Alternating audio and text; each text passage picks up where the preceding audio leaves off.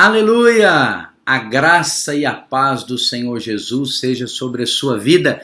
Bem-vindo ao nosso 18º dia de jejum. Tá acabando, varão.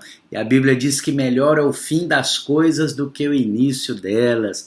Talvez você está estranhando que não é o pastor Azemar que está aqui. Eu sou o pastor Adriano Freitas e tenho a honra de ser autor da lição de hoje, o 18º dia, um líder com a mão cheia de pedras. Deus me deu a graça de escrever esse texto e tenho a honra de estar fazendo parte aí desse material do pastor Azemar. E eu quero então compartilhar com você a lição no dia de hoje, um líder com a mão cheia de pedras. Você sabe, Deus chamou a todos nós para liderar.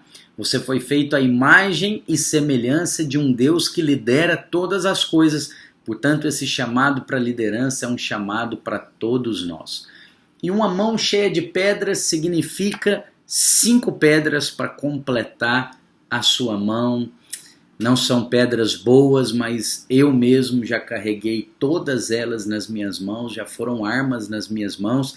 Eu quero com essa lição de hoje te abençoar para que não sejam armas nas suas, para que ao reconhecer você elimine todas essas pedras. Então, pegue o seu material e vamos acompanhar capítulo 18, um líder com a mão cheia de pedras. Nós começamos aí com o Salmo de número 119 e o versículo 165 que diz: grande paz tem os que amam a tua lei, para eles não há tropeço.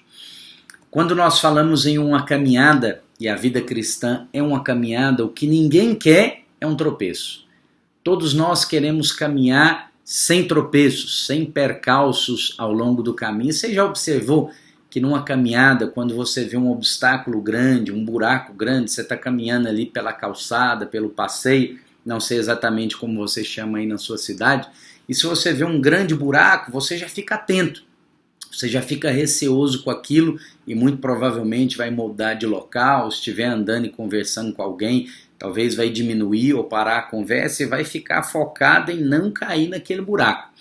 Mas quando é um obstáculo pequeno, quando é uma pequena pedrinha solta, já viu aqueles passeios de paralelepípedo? Ou de pedras encaixadas, tipo o calçadão ali que tem em Copacabana, por exemplo, e uma daquelas está um pouquinho mais alto, você pensa, isso é besteira, isso é irrelevante.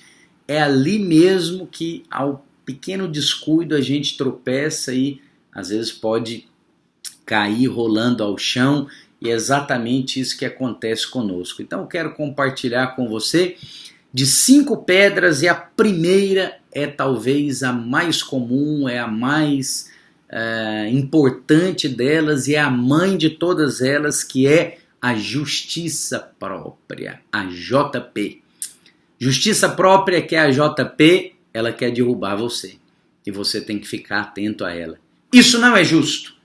É a frase célebre de todos aqueles que entram na justiça própria, ou até mesmo vivem na justiça própria. Sabe, justiça própria é algo que é como a avareza. Ninguém está livre e uma determinada medida está presente em todos nós. Quando você fica com aquele sentimento de revolta e indignação, quem ele pensa que é para falar isso? Isso não é justo, dessa maneira não está correto, será que Deus não está vendo isso? Será que o Senhor não vai fazer nada? Tudo isso são características de justiça própria. Quando nós deixamos a justiça própria entrar na nossa vida, no nosso coração, a graça de Deus vai embora. Sabe por quê? Porque a graça é o favor imerecido. Mas a justiça própria é a revolta da alma por não ter recebido aquilo que merecia. Bom, se merecia, não envolve graça. Se merecia, envolve justiça. E aí a graça vai embora. Então você quer viver uma vida na graça e você quer multiplicar favor sobre a sua vida, corra da justiça própria. Lembre-se que a única coisa que eu e você merecíamos era o inferno, era a condenação completa. Mas, pela graça de Deus, o Senhor nos livrou disso e hoje nós podemos ter uma vida em abundância. Outra coisa, outra pedra que nós carregamos são os pensamentos maus. Você vai observar que uma coisa puxa a outra. Então a justiça própria, muitas vezes, ela vai vir sobre nós, às vezes pelo seu líder, por autoridades que o Senhor colocou na sua vida, que talvez te fizeram uma promessa, e essa promessa não foi cumprida. Em um momento como esse, pastor, mas realmente uma situação dessa não é justa, não é justa. Mas a graça é para quem? A graça é para quem não merece. Quem prometeu para você e não cumpriu, deveria cumprir. Então ele não merece nenhum tipo de favor sobre a sua vida. É exatamente para ele que a graça foi feita. É para você entender Romanos capítulo 8, verso 28. Ele não foi justo comigo. Ele prometeu, mas não cumpriu. Mas todas as coisas cooperam para o meu bem. Eu amo o Senhor, eu caminho no propósito dele, eu vou guardar o meu coração de toda justiça própria. Realmente não é justo, mas eu não ando pelo que é justo. Eu ando pela graça de Deus e eu vou esperar nele, porque ele é quem faz a minha justiça. Eu não exerço justiça, eu não vou andar na justiça própria, mas eu vou andar confiado naquele que é justo e que faz justiça por mim. Eu tenho um advogado, eu tenho um juiz e eu tenho um pai. Todos eles que são a mesma pessoa, personificados em Cristo, é aquele que me defende. Eu não preciso levantar revoltado para me defender, porque o Senhor é quem me defende e me guarda. Porque entrar na justiça própria vai puxar a próxima pedra, que são os pensamentos maus. Deixa eu ler um versículo aqui para você. Mateus, capítulo 25, verso 24 e 25 diz: chegando por fim o que recebera um talento, disse: Senhor, sabendo que és homem severo, que ceifas onde não semeaste, ajunta onde não espalhaste, receoso, escondi na terra o teu talento. Aqui tens o que é teu. A característica desse servo aqui é um pensamento mau, um pensamento muito errado a respeito do Senhor. Quando nós temos um pensamento errado a respeito do nosso líder, a respeito de Deus, nós não temos como caminhar. Nós não vamos avançar. Deixa eu te falar, eu já entrei por esse caminho e esse caminho é um caminho de ladeira abaixo. Nós precisamos alinhar o nosso coração com o Senhor e principalmente com a nossa liderança. Não caia na virose que existe hoje em dia de que eu estou com meu coração alinhado com Deus e de que eu não dependo de homem nenhum, porque Cristo habita em mim, então eu sou autossuficiente. Tudo o que eu preciso já está em mim. De fato, tudo que você precisa já está em você, que é Cristo. Mas essa autossuficiência não é o Espírito de Cristo. Cristo, sendo Deus, dependeu de um pai natural, de uma mãe natural, ambos falhos e pecadores, apesar de homem e mulher de Deus. Conviveu com irmãos que abençoaram a sua vida, também falhos e pecadores. Dependeu de João Batista, falho e pecador, para o inserir no ministério. Se submeteu a Pilatos, a Herodes, a Caifás, a homens muitas vezes maus e negligentes, às vezes pessoas ali que tipificavam Satanás. E o Senhor Jesus, esse é o Espírito de Cristo, se submeteu àqueles que não precisavam se submeter. Poderia fazer tudo sozinho, mas escolheu 12 homens para cumprir o seu chamado na terra. Esse é o Espírito de Cristo. Eu tenho dentro de mim tudo o que eu preciso, mas escolho me submeter a todos quanto Cristo colocou na minha vida e a fazer tudo em cooperação com os meus irmãos, servindo uns aos outros, porque ninguém é igreja sozinho. Você tem dentro de si tudo que você precisa, mas esse mesmo Cristo falou que onde estiverem 2 ou mais reunidos em meu nome, ali eu estarei. Existe um versículo em 1 Coríntios 15, 46 que eu gosto muito, é um princípio de vida que eu adoto, que diz que primeiro é o natural e depois o espiritual. O que Paulo está querendo dizer é que para você entender o espiritual, você deve primeiro olhar para o natural. O natural indica ou espelha o espiritual. Então é o seguinte, olha para a sua família natural. Um ser humano não é família. 2 que é um casal, alguns já consideram uma família, outros não. 3, que é o casal e mais um filho, todo mundo considera uma família. Você sozinho não é igreja. 2 ou mais é que são igrejas. Pense bem, pense sempre o melhor, seja benigno a respeito do seu líder, a respeito de Deus, a respeito daqueles que o Senhor coloca na sua vida para te abençoar. Deus só tem coisas boas. Aí onde você está agora, repita comigo: Deus é bom. Diga com ousadia e com fé: Deus é bom. Em todo tempo, Deus é bom. Diga assim: eu sou filho amado do Senhor e Ele só tem coisas boas para a minha vida. Aleluia! Fique livre dessa segunda pedra, pensamentos maus a respeito do seu líder e a respeito de Deus. Terceira pedra, cuidado com ela, decepções com o seu líder. Vai acontecer. Você vai se decepcionar. E veja, a justiça própria desperta pensamentos maus que vão colocar o foco na pessoa, quando o foco deve ser na posição e na unção. E aí quando você põe o foco na pessoa, decepções vão vir. Porque a Bíblia diz que todo vaso é de barro. Você já observou vaso de barro? Vaso de barro é falho, vaso de barro é problemático, vaso de barro não tem um acabamento muito bom. Mas o que é o interessante do vaso de barro? É que ele é útil. As pessoas pegam um vaso de barro para colocar água, para colocar planta. Às vezes pode usar um vaso de barro até para pinico. Mas se o vaso for muito bonito, aquele vaso lindo, maravilhoso, de porcelana da dinastia Ming, busca no Google aí para você ver o valor de um vaso desse. Ele é tão bonito e ele é tão maravilhoso que ele vem até com uma tampinha. Bom, se um vaso vem com tampa, para que você vai usar?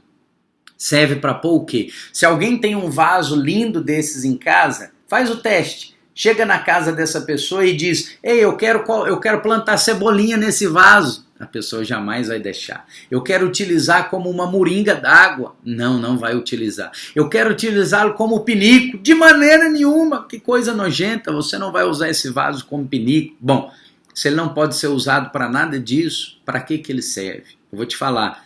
Ele é tão bom, ele é tão maravilhoso, que ele não serve para nada.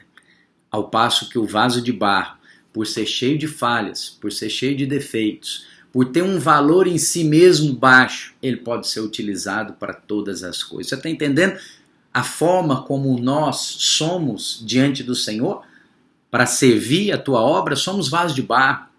O que importa é o que está sendo carregado dentro desse vaso. Então, para você ser livre dessa pedra, não olhe para o vaso em si, olhe para o tesouro. Pessoas são falhas e pessoas vão se decepcionar. E quando o seu líder te decepcionar, lembra. Hoje em dia as pessoas gostam muito de dizer: a igreja é uma família. E é verdade, é uma família da fé. E nessa família, o que acontece quando o seu pai te decepciona? Você troca de família? Sai do ministério? Muda de rede? Muda de líder de célula? Não! Você continua com o mesmo pai que você tem. Primeiro é o natural, depois é o espiritual. Se você não muda de pai, também não deveria mudar de líder. Se você não muda de família, também não deveria mudar de igreja. Fuja dessa terceira pedra. Quarta pedra, favor na vida do outro. O favor na vida do outro é sempre um teste na nossa vida. Aqui a história que mais ilustra isso é a história do filho pródigo. Na verdade, do irmão do filho pródigo. Por quê? Porque quando ele viu o favor na vida do seu irmão, ele ficou revoltado. Por quê? Porque desperta, a justiça própria já está ali. Por que ele recebeu o novilho cevado e eu não recebi? Por que ele, aprontando todas, recebeu uma bênção que eu, sendo fiel, estando na casa, nunca recebi? Qual que é o problema disso aos olhos de Deus? Talvez você nunca entendeu essa história e pensou: Deus foi lá e abençoou o errado e puniu ou ignorou o certo. Não tem certo nessa história. O certo nessa história é só o Pai, que é Deus. Mas o que acontece? Qual é a revolta do irmão do pródigo?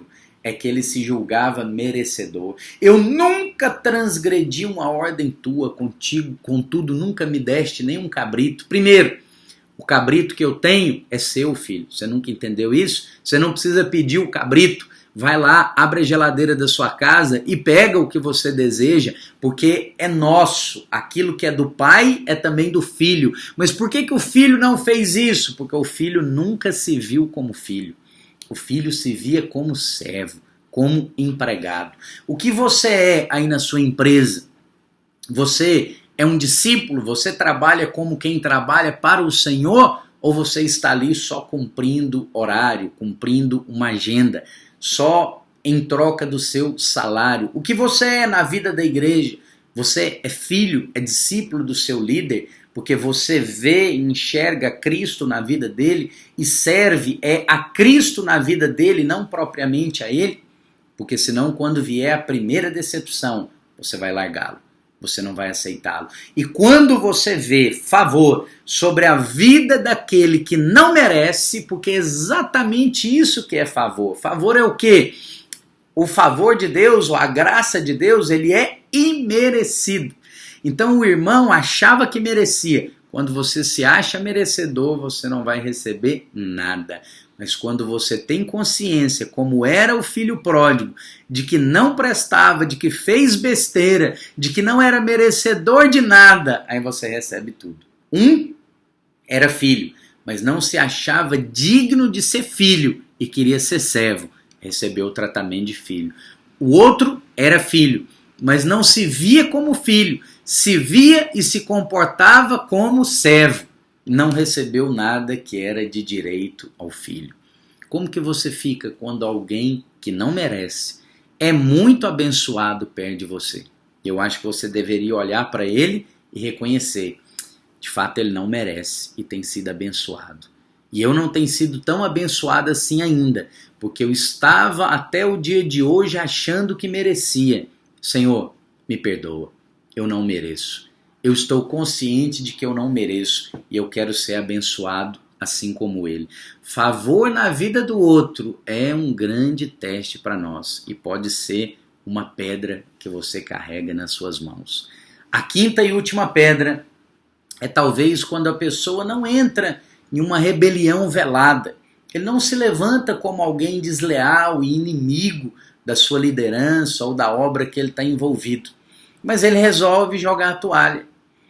A quinta pedra é trabalhar sem se envolver. É como Amazias. A Bíblia diz que o rei Amazias fazia tudo o que era reto perante o Senhor, porém não com inteireza de coração. O que é a quinta pedra? Bom, é o seguinte, eu não gosto desse líder, eu me decepcionei com ele, as pessoas aqui são abençoadas sem merecer, eu que mereço não recebo nada, mas ok, eu não preciso me relacionar com ele, eu tenho que aqui preencher relatório, eu tenho que fazer reunião de célula, eu tenho que cumprir o meu horário aqui no meu departamento, na empresa, eu não preciso ser amigo de ninguém nesse lugar, eu não preciso relacionar com ninguém, eu vou cumprir o básico para que ninguém venha me despedir, eu vou fazer o básico para que ninguém venha a me exortar, mas eu não estou mais com o coração nesse lugar. Qual que é o problema? O problema é que não é possível você viver dessa maneira. Você pode achar que é, mas vai ser um desgosto tão grande e você vai se sentir tão fora do propósito que a sua vida vai ficar insuportável. Irmão, eu te falo com autoridade, todas as coisas começam a dar errado. Você se frustra na sua liderança, você se frustra na sua vida financeira, você começa a se atolar em dívidas, você se frustra no seu casamento, você se frustra matrimonialmente, sentimentalmente, profissionalmente, absolutamente nada dá certo. Parece que todo o mundo está conspirando contra você, mas não tem ninguém contra você, é simplesmente você mesmo. Deixa eu te falar, se um homem te resiste, você pode ter vitória. Se o diabo te resiste, você certamente terá vitória. Mas se Deus te resiste, não há para onde fugir. E qual que é o problema de carregar todas essas pedras na mão? É que você está cheio de justiça própria. Você se enche de orgulho, de ego, de justiça própria, se acha melhor, se acha merecedor de todas as coisas. A Bíblia diz que você se ensoberbece. E o apóstolo Pedro diz que Deus resiste ao soberbo. Mas aquele que é humilde, aquele que se humilha, aquele que reconhece a sua pequenez, esse ele concede graça. As autoridades representam o próprio Deus. Quando você resiste a uma autoridade, você não está resistindo àquela pessoa. Não é a pessoa do Adriano, não é a pessoa do Azemar, não é a pessoa do João, mas é o próprio Deus. Quer uma chave para você ter o seu coração alinhado? Eu te dou ela nesse dia. Tire o foco da pessoa e coloque o foco no Senhor. Lembre-se, todos os vasos são de barro, mas o importante é o tesouro que está naquele vaso. Foca nisso, que você vai ser muito abençoado. Eu quero fazer uma oração por você nessa hora. Coloca a mão no seu coração e eu quero orar abençoando a sua vida. Nós vamos fazer agora uma oração de alinhamento. Eu tenho certeza que se você fizer essa oração com seu coração cheio de fé, a sua vida vai se alinhar e você vai experimentar de uma expansão gloriosa como eu tenho experimentado. Meus irmãos, em um ano, a minha vida deu uma guinada extraordinária. Eu tenho sido diariamente surpreendido por Deus. Coisas maravilhosas têm acontecido, única e exclusivamente por causa de um alinhamento de coração. Feche os seus olhos, se for possível, onde você está agora. Coloca a mão no seu coração que eu quero orar por você. Pai, em nome de Jesus, eu quero abençoar a vida de cada um dos meus irmãos que estão ouvindo essa palavra nesse dia. Senhor, em qualquer lugar que eles estejam, eu oro para que eles tenham um coração alinhado. Fala com eles agora, Senhor, e desperta neles, pelo Espírito, essa revelação e essa necessidade de alinhar o seu coração em nome de Jesus. Fala assim comigo: Senhor Jesus, nesse dia eu resolvo alinhar o meu coração com o coração do Senhor e com o coração da minha liderança. Eu declaro que eu lanço fora toda a justiça própria da minha vida e todo o sentimento de merecimento e de me julgar bom. Eu reconheço que só o Senhor é bom e que o Senhor me ligou às melhores pessoas para me abençoar em nome de Jesus. Agora, como nós temos feito todos os dias, vamos celebrar a ceia do Senhor. Eu vou pegar aqui o meu cálice, o meu pão, faça o mesmo aí onde você está e vamos celebrar a ceia do Senhor. Pegue aí o seu pão e o seu cálice e vamos encerrar ceando ao Senhor como temos feito todos os dias. Que Deus te abençoe poderosamente, estamos caminhando para o fim, persevere até o fim, que você vai certamente viver uma grande expansão em nome de Jesus.